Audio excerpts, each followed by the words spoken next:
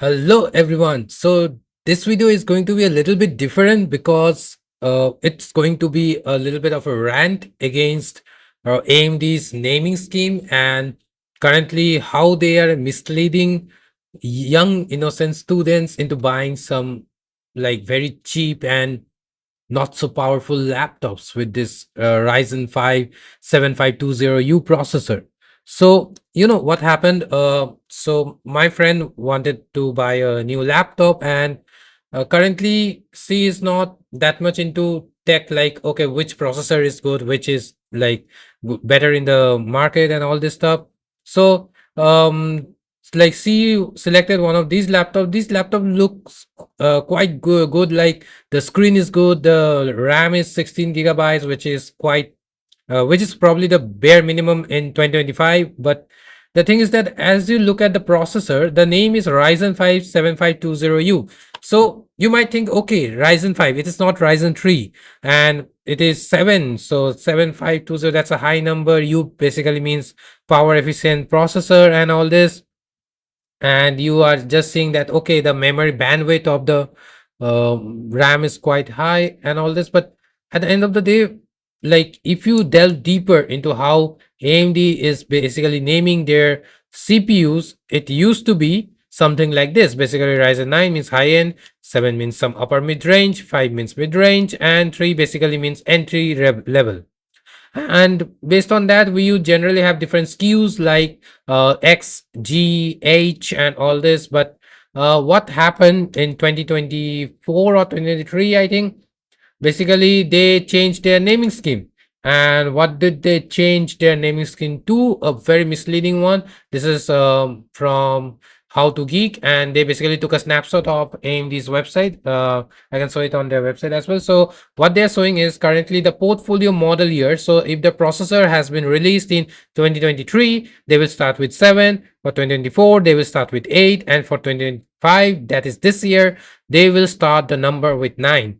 So previously, what we used to associate the 7, 5, 3, and all those at the starting digit of their processor name, now it basically means nothing to us. It basically means a newer model. But what happens? See the market segment. So the market segment has been divided into like this, basically Athlon, silver and gold, which were the like 2018 Zen 1, Zen 2 architecture, I think.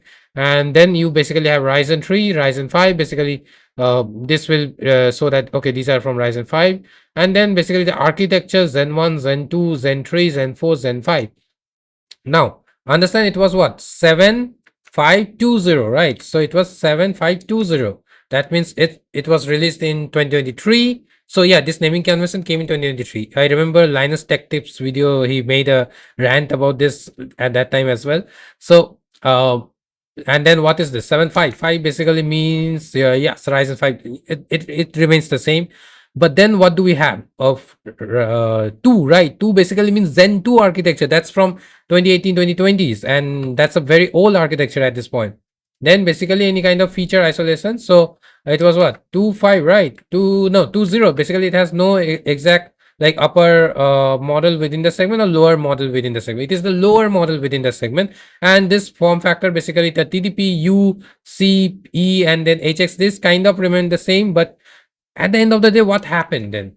At the end of the day, basically you are getting a very low power CPU. How much of a low power it is? Now let's just compare. So even though the naming scheme might look okay, this is quite new and everything, but just compare it with i3 12 gen. So currently, which generation is going on? 14 gen already gone.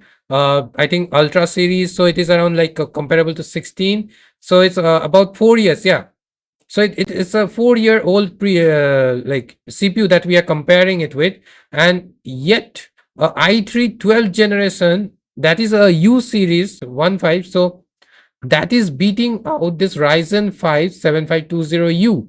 And in which cores, both in single core and in multi-core performance, we are just seeing that here Intel is, even though it's an old processor, it's just because this Ryzen 5 is also old, it's 2023 processor, but it just doesn't look like it, doesn't seem like it because of the naming convention.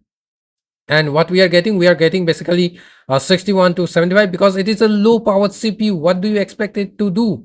Right now, if you just check the Cinnamon score, you get check the Geekbench score. At most of the tests, you will basically find this i3, this 4-year-old CPU beating this another, I think 4 or maybe what not 4 year, I think 2 or 3 years old CPU, right? um so what's the meaning? What's the meaning of this? Basically, now if you're in the market and you want to buy any laptops like this, basically you have a 40K budget and you want to go for a good laptop, you see that okay, everything is fine, then even you will see that the processor is fine. But this processor should not be in a 40K range. This processor should have been in a 30K price segment. And what the heck are you getting? You're getting like totally ripped off at this point. And again, after all these things, I recommended her this particular PC there, which is from Infinix Y3 Max, and it has like i7 12 gen, okay, which is like if we actually want to compare, let's do it.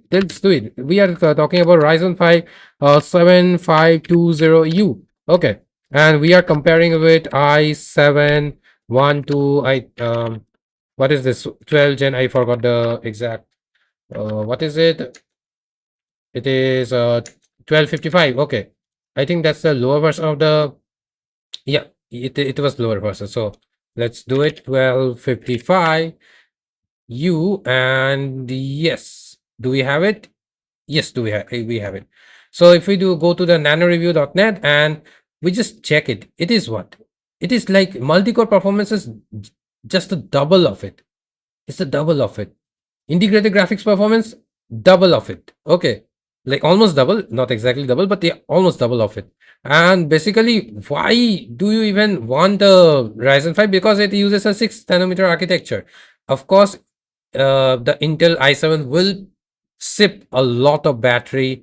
But again, if I just compare it with with this laptop, Infinix one, it currently comes with a 70 watt hour battery. It has a 16-inch screen, so a way largest display. And also this is a like the displays of Infinix are quite good because they are using 100% sRGB color gamut corrected display, and their gamma values are good enough. So like it close by the range, they have a little bit tint, but that tint you can actually fix it by if you are like doing some color correction through the software layers, you can do it, but whatever. So this is a very good PC for a laptop for 40K, okay, but no one will buy it because Infinix does not have that much good reputation in terms of servicing.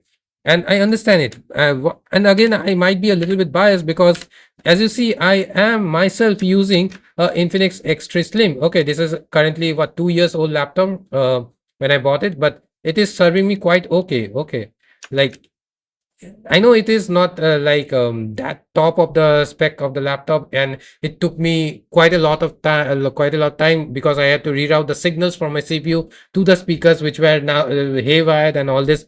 It took time to install Linux on it because these laptops are not generally supported that well by Linux, but after you get a little bit of like little hang of it, you would be able to do all of these things. But if you are just using Windows, then it comes with Windows right out of the box. But why the heck is AMD doing all this? Their naming convention, they are literally ripping off the students. And that's it. That's the end of this video. That's a little rant that I have. Please, if you are just buying a new CPU or new not processor, the computer from the market, please be very careful. Always check the processor, always check it with some level of knowledge that you might have. Let's say you have a benchmark of Intel i5 12 gen, or you have a benchmark of Intel i5 14 gen, or maybe you have a benchmark of Ryzen 5 5500U 5500H. Okay, the like one of the like golden processors of AMD. So whatever be your benchmark, compare it with them because they have changed their naming scheme. And yeah, that's the end of the video. See you later. Goodbye.